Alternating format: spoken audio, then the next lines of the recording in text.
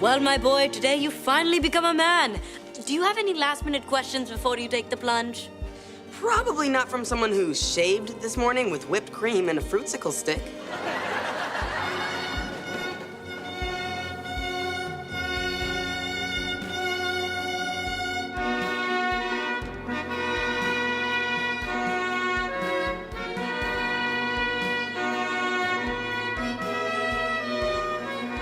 You look absolutely beautiful. Thank you, Bertram. And thank you so much for standing in for my dad since he couldn't be here to give you away. It's my honor. Although in all my fantasies of actually giving you and the kids away, like to a traveling circus,